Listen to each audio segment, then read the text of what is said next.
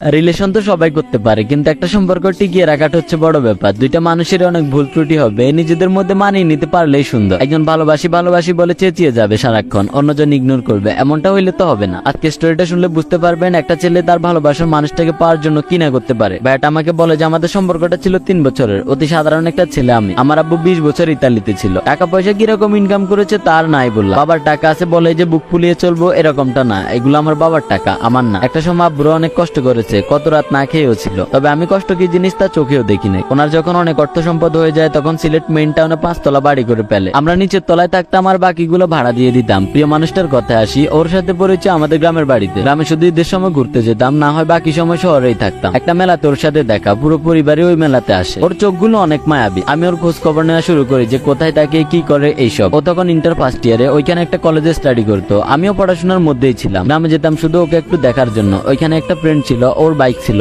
আমারও বাইক ছিল, দুজনে শুধু ঘুরঘুর করতাম। প্রিয় মানুষটার কলেজ ছুটির অপেক্ষায় থাকতাম। আমাকে অনেক ইগনোর করতো সে। শহরে কি মেয়ের অভাব আছে নাকি, তাও কেন জানি ওকে ভালো লাগতো। এটাই হয়তো ভালোবাসা, আর কত সহ্য করব। একদিন ওকে দাঁড় করিয়ে বলে যে তুমি কি জানো 48 কিলোমিটার পথ পাড়ি দিয়ে তোমার সাথে দেখা করতে আসি, সত্যি অনেক ভালোবাসি তোমাকে। ও বলে যে ভালোবাসি তো সবাই বলতে পারে, কয়দিন আমাকে আগলে রাখবা শুনি। আমি বলি যে সারাটা জীবন পর ওর নাম্বার নিই এবং আমরা রিলেশনে আসি। প্রিয় মানুষটার ফ্যামিলি মধ্যবিত্ত ছিল, এতে আমার কোনো সমস্যা নেই, তবে আমি জানতাম আমার পরিবার মানবে না। ও অনেক কেয়ার করতো আমার। একটা মেয়ে হিসেবে যতটুকু ভালোবাসার দরকার তার চেয়ে বেশি ভালোবাসতো আমায় সে। যে কাজগুলো পছন্দ করতো না ওইগুলো আমি বেশি করে করতাম, ওকে রাগিয়ে তুলতাম, আবার ওই রাগটা আমিই ভাঙাতাম। যে টাকাগুলো ওকে কলেজে যাওয়ার জন্য দিত ওইগুলো থেকে কিছু টাকা বাঁচিয়ে রাখতো আমার জন্য সে। আমি দেখা করতে আসলে হয়তো এদিক ওদিক ওকে বাইকে করে নিয়ে যেতাম, আর ঘোরাঘুরি শেষ হলে আমায় বলতো যে যাওয়ার সময় বাইকে তেল নিয়ে নিও। জোর করে পকেটে ঢুকিয়ে দিত আর বলতো যে বিয়ের পরে যেন সব কটা দিয়ে দিই হিসাব করে। আমরা 2 ভাই ছিলাম, বড় ভাইকে আব্বু দেশের বাইরে সেটেল করে দেয় আর আমাকে দেশের ব্যবসা বাণিজ্য দেখাশোনা করার জন্য রাখতো। 2019 সালের মার্চ মাসের 25 তারিখ আমার লাইফের সবচাইতে খারাপ একটা দিন। প্রিয় মানুষটার কল আসে, আমাকে ফুপিয়ে ফুপিয়ে বলে যে জান আমাকে হঠাৎ করে দেখতে আসছে, ওদের নাকি আমাকে অনেক ভালো লাগছে, কিছু একটা করো প্লিজ। আমি বললাম কেন,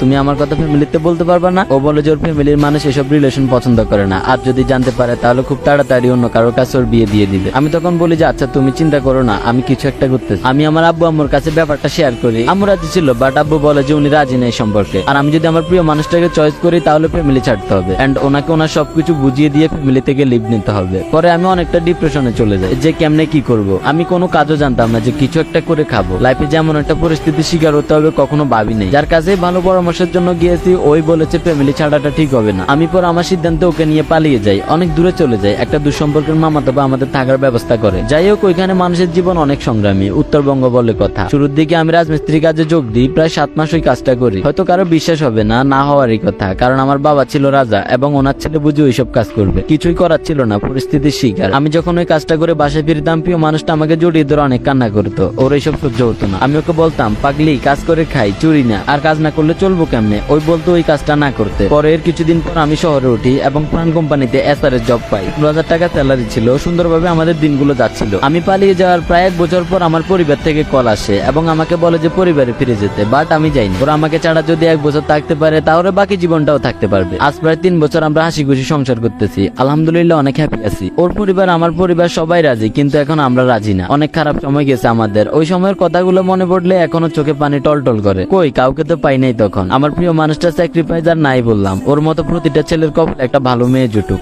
ব্যাটার স্টোরিটা আর অনেক বড় ছিল, আমি সংক্ষেপে শেষ করলাম। টাকা পয়সা মানসিক শান্তির কাছে হেরে যায়, তবে লাইফে 2টা জিনিসই ইম্পর্টেন্ট। খারাপ সময়টা সব সময় থাকে না, রিজিকের মালিক তো আমাদের স্রষ্টা। কিছু জিনিস ওনার উপর ছেড়ে দেওয়াই ভালো, যা হবে তখন ভালোর জন্যই হবে। কোনো ছেলে বাস্তব জীবনে দুর্বল না। প্রিয় মানুষটা যদি একবার বলে যে তুমি ক্যারিয়ারে ফোকাস করো, আমি আছি, যাবো না কোনোদিন তোমায় ছেড়ে, তখন যে কোনো কঠিন কাজকে পানির মতো গ্রহণ করা যায়। সারাদিন কাজ করে আসার পর প্রিয় মানুষটার মুখ দেখাটা অনেক ভাগ্যের ব্যাপার। পৃথিবীর কোনো কাজই ছোট না। আপনি কাজ করতেছেন মানে আপনি একজন সম্মানী ব্যক্তি। বাই দ্য ওয়ে অনেক কিছু বলা হয়ে গেছে। অনম্যান রায় পেজ এবং ইউটিউব চ্যানেলটা ফলো করবেন ভিডিওটা ভালো লাগলে। ভালো থাকবেন সবাই, আল্লাহ হাফেজ গাইস।